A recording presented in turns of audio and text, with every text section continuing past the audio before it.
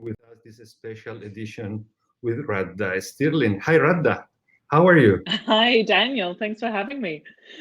It's always a pleasure to have you with us, and you know that we follow very closely your work and what you're doing these days. Radha, it's a leading human rights advocate and CEO of a British-based organization called Detain in Dubai. Radha, why Detain in Dubai? Why did you think about opening this organization? Well, it's a strange story, actually. I was working a lot in media and television at the time in 2007, 2008, when one of my colleagues from one of the major production houses in the UK was detained in Dubai. And I didn't even have an idea that he was heading there. We're very close.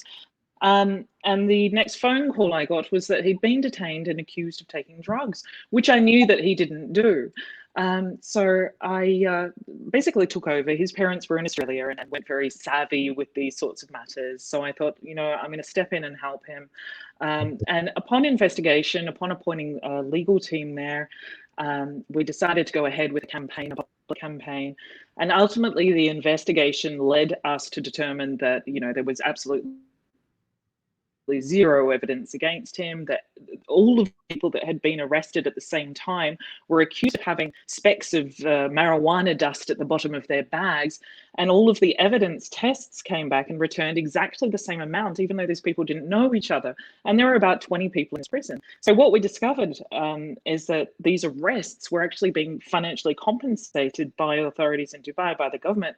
So there was an incentive for airport authorities and policemen to just make arrests and make prosecutions. And I mean, it was very new at the time. Most people didn't even know where Dubai was. They weren't traveling through there. It wasn't this major tourism hub or anything. So these are the first kind of cases that came through.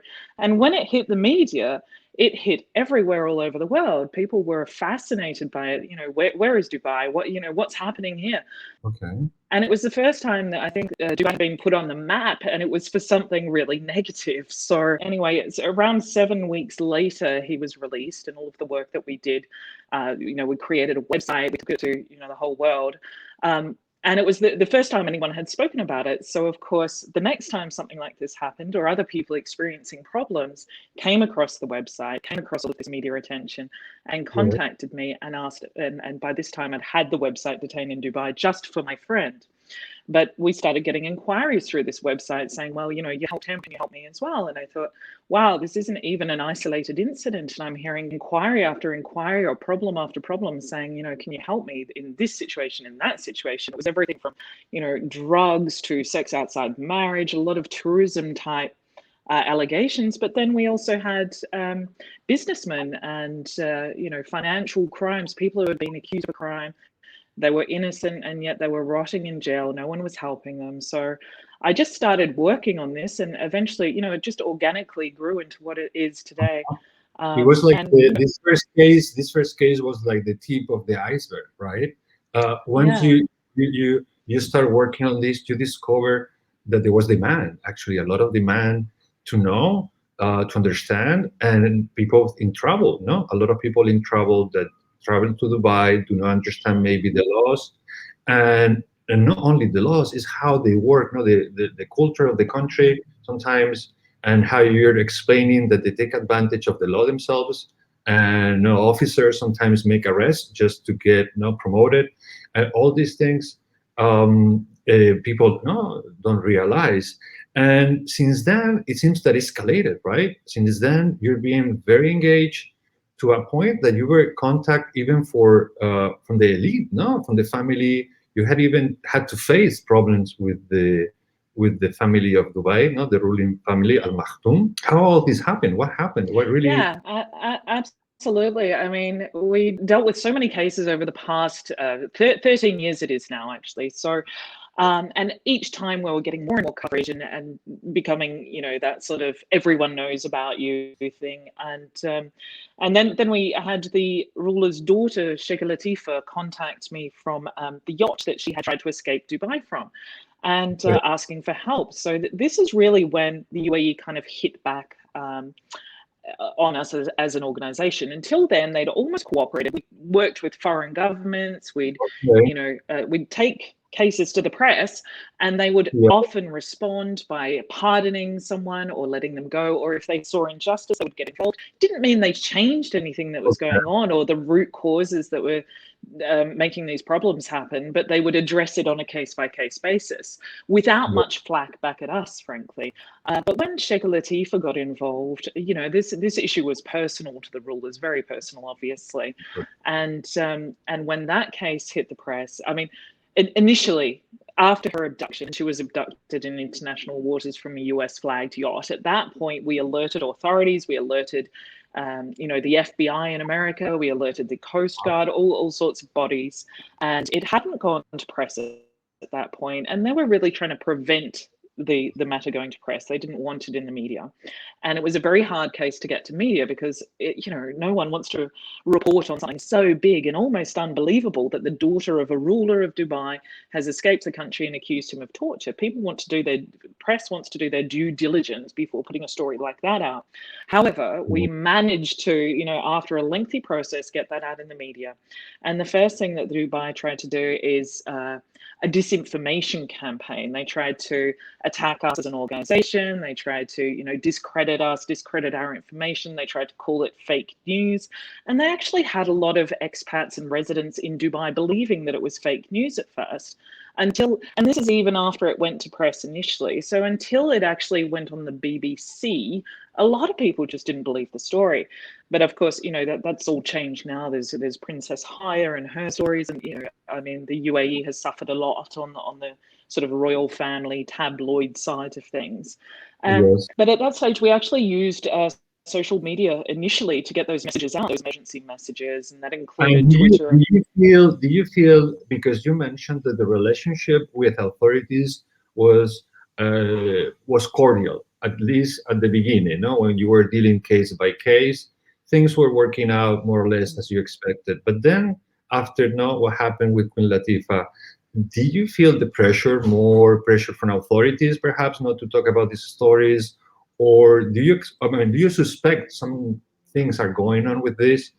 Also, you last week you mentioned that Twitter, no, because you use a lot of you used to use a lot of Twitter, no, for your communication with clients and possible and for the public, but all of a sudden your account was closed. Huh? This happened, if I'm not mistaken, around June, May last year.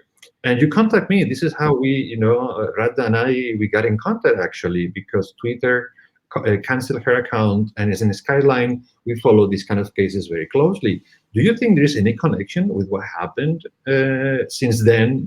Since what all these events with Queen Latifah, this is 2018, I guess 2018, very close to this event. What happened with Twitter? Why did they cancel your account? Yeah, it's interesting because they haven't responded to my calls or the calls of my lawyers or any sort of disclosure requests, even official. As per the law, they're supposed to disclose according to the GDPR rules, and we've made those applications. They have done a blanket no response. So. I think what's happened here is, yes, we have been under a lot more attacks since the Latifah case, but not just Latifah. There's been Princess Haya. And there've been a whole lot of controversies that, we've been involved in, and other human rights organizations have highlighted as well. And I think that the UAE and Saudi and other countries are sort of starting to hit back where they can. And that means, some of the Emirates, some of the rulers have been accused of, employing disinformation campaigns, PR campaigns against human rights activists, where they're getting journalists to release information that's just not true. And then we have, hacking. They've been but there was a particular thing that happened for your account to be closed, a particular tweet that you sent out, or do you have any idea? Well, this is a funny thing. When Twitter responded, they gave very little information, but they said that you're not allowed to have multiple accounts. They didn't even say this. I'm inferring that this is what they mean, that you can't have multiple accounts saying the same thing, essentially, or interacting with each other. So, of course, I've got Radha Stirling Twitter account and detained in Dubai, and a couple of others for the other, detained in Doha and due process, these sort of things. So yes, they interacted, they reshared. So I could only assume that, technically that's what they said, but they wouldn't take any argument. They wouldn't give me any information. True. I mean, we cannot say that there was a tweet or something you sent that it was No, unrespectful. I Or think what happened is after the Latifa case, after all of the royal cases had come to light, and the UAE was just being attacked and attacked and attacked, then more cases were coming to light of foreign nationals, British nationals being arrested and falsely accused of, consuming drugs when their evidence test came back and said they hadn't consumed drugs, but they were still being held. And I was again highlighting those in the media. It was another media cycle where the BBC was reporting this particular case every day. And I noticed suddenly at that point, a lot of UAE accounts attacking us. So I think that it was a concerted effort of a whole lot of Emiratis, whether or not it was driven by the government or media in the UAE or otherwise, we were suffering a lot of attacks on Twitter, which is unusual. And I think they just had enough of this negative press, but rather than dealing with the situation and dealing with these silly, ridiculous cases, they decided they want to try and censor us. And so I think mass reporting on Twitter is not only a problem for us, but I know many other people who have suffered that kind of, a group of Saudis get together and attack one account, and that account just gets shut down. No question, no appeal. yes, yes, yes. For So that's instance, what we're looking at. uh, And yes, yes, at yes. that same, sorry. Yes, let me just stop you there because I think there is something that goes along with what you're explaining. In Twitter, we're following several cases of groups that they got together and harassed certain people. And I'm going to read just a quote from Suzanne Coyle. She's a journalist from Der Spiegel, and she lived in Saudi Arabia for a long time. This is Saudi Arabia; it's not the United Emirates, but it explains the relationship, the troubling relationship between Twitter and some of the states in the Gulf. She says, and I quote: "Experts estimate that half of the Saudi Twitter profiles are bots or fake accounts deployed to deceive and influence public opinion. The electronic army traces dissidents and opponents of the regime. They slander and destroy reputation. To do the job," she continues, and I think it is clear, no, what is happening in Twitter, and it is troubling that a company that is supposed to be, one of the top companies out there that should be very concerned, no, about freedom of press, freedom of speech, they end up, having these troubles and having these armies within Twitter. What do you think is happening, Radha? Do you think this is really the case in your case, maybe? Well, yeah, absolutely. I mean, I've heard of a number of cases where they've been targeted by these groups. It's been revealed, Reuters has written about it, it's been written about everywhere. But what's being done about it? Nothing much. I mean, not only do we have Twitter's own vested interests, their own commercial endeavors, and their own ideas and political views, and they're using that to censor people. But then we have governments who are going to, and essentially spies or foreign governments are going to use these technical platforms as a mechanism of a kind of information war, and that's really what we have to look out for as well. It's already happening. So we've got the governments trying to censor us or block people whose views they don't like. And we've got Twitter themselves and their own views. We've got people all over the place with vested interests using these platforms. And it's so important now because these platforms have become like the town square. These are where we exchange ideas. These are where we, battle things out and we really get together and have that positive debate that we should have, that exchange of ideas we used to have in person or through other means, perhaps at a conference or here or there, or a political forum. But now we're actually resorting to social media, which means it is the number one target of groups, like we said, of these Saudis, of other groups of commercial interests, of government interests, and Twitter's own vested interests. And that's to be said for everywhere as well, with Facebook, Twitter, YouTube.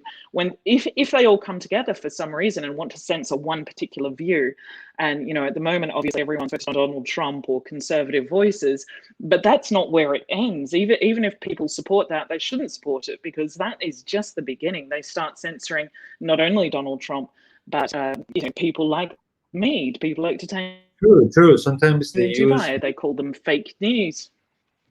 True, true. They sometimes these companies they have amassed too much power.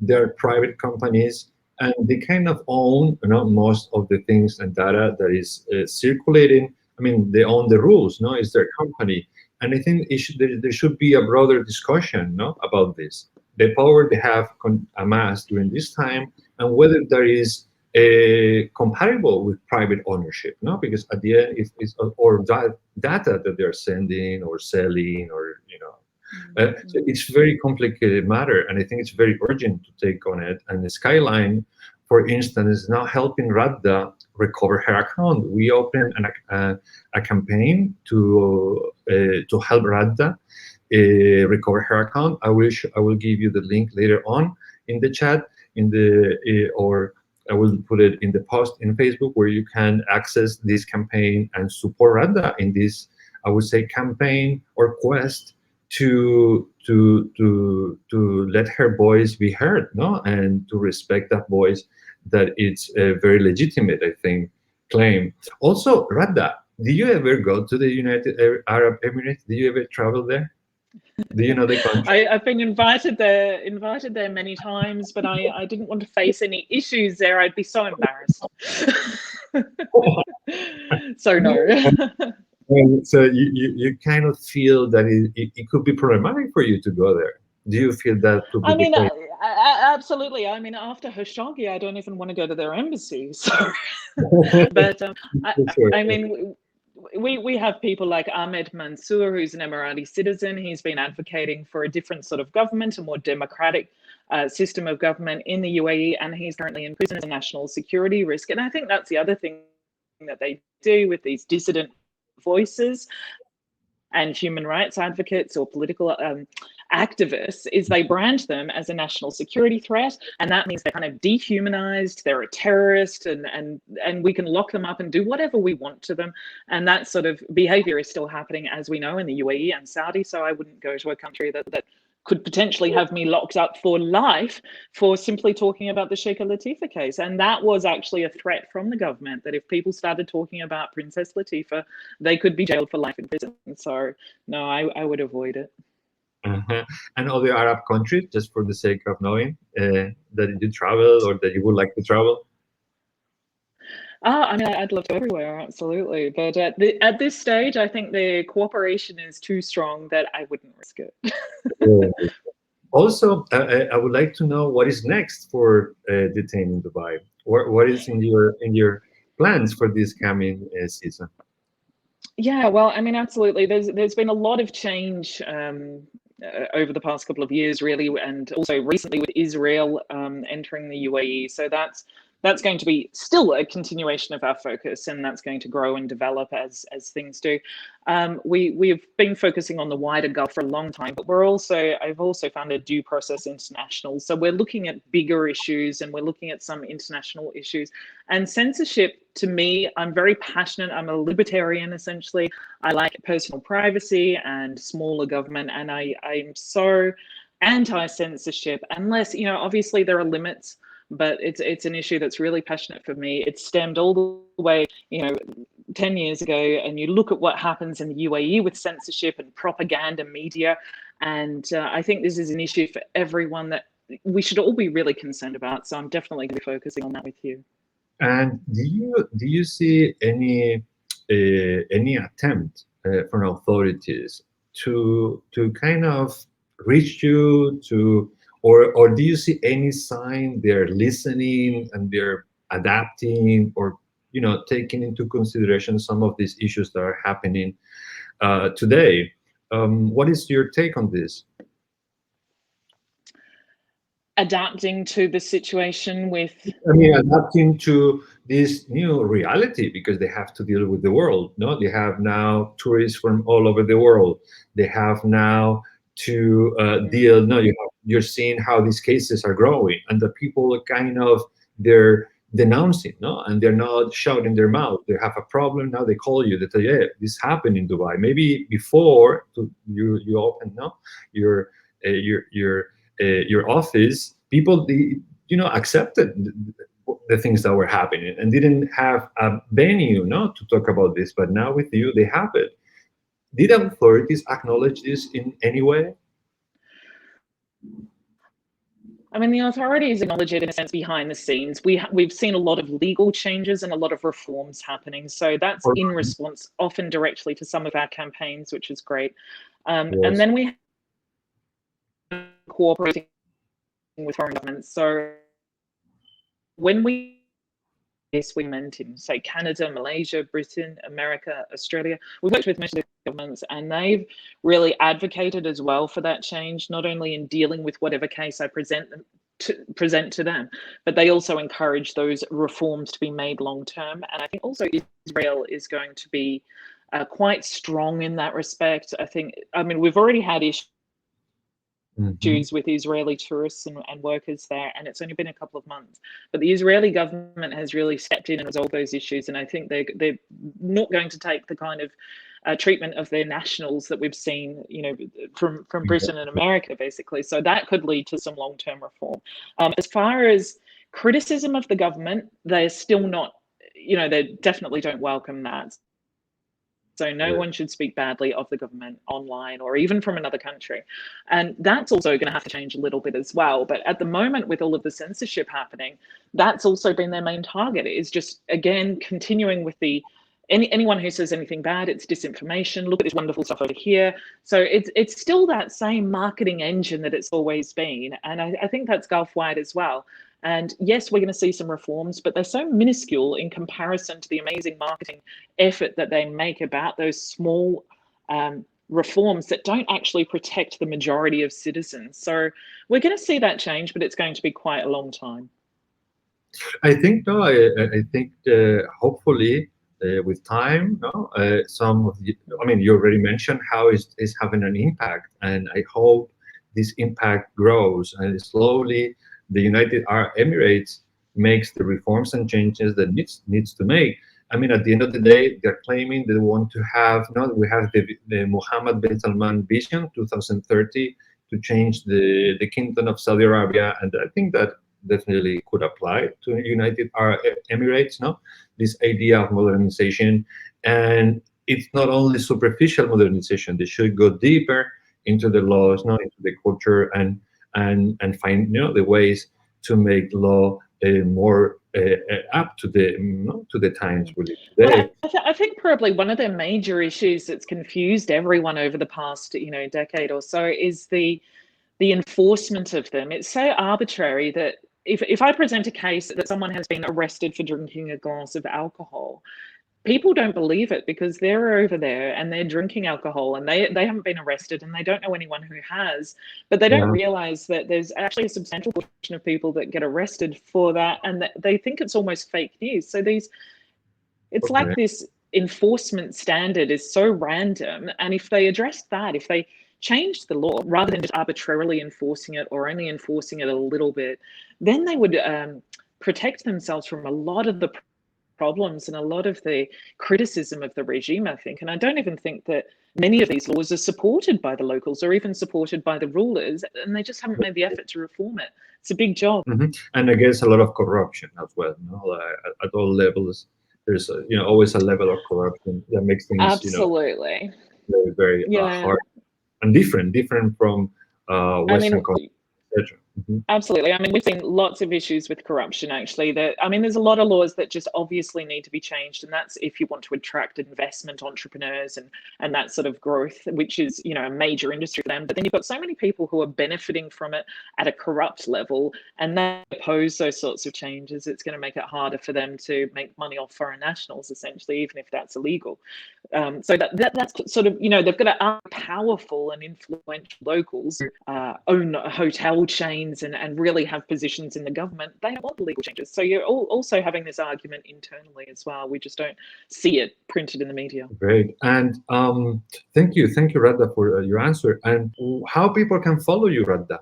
If people want to follow you, know more about your work, how can they follow you now that you don't have a Twitter account? Well, it's interesting because yes, we lost our Twitter accounts. and powerful. But a lot of the human rights activists who were removed from Twitter arbitrarily Right. again, they because it was one, it's the competitor to Twitter. So they didn't even have an interested in US politics, but they've now been cancelled as well because of what's going on in America. So Parler's down, Twitter's down. So we use our website and our news desk, so detainindubai.org, Fantastic. but we've also got a very large following on Facebook, and we haven't had any complaints there. So hopefully Facebook's not going to go down the same sort of censorship route that Twitter has. True, true. Thank you, Radha. Thank you so much. I really would love to keep speaking about you because there's so many things I would like to know, but I know you're a busy woman with a lot of commitments and work to do. So I would like to thank you from my part and from my team, from Skyline, for joining us in this amazing conversation and debate about the reality of the region, about your life and your work that I think is so interesting. And I hope we will keep working together in the future in other interviews and activities. Thank you, Radha. Thank you so much. If there's Me anything too, Daniel. is anything you would like to add? No, just that your organization is fantastic, and it's always good to talk to you, and enjoy Florida. Thank you so much. Thank you. I hope we can meet again soon. Thank you, guys. Thank Yes. you for following us today with Radha Stirling. I'm waiting. I can't wait for your comments and another remarks on Facebook. See you very soon, guys. Stay there and subscribe. Bye bye.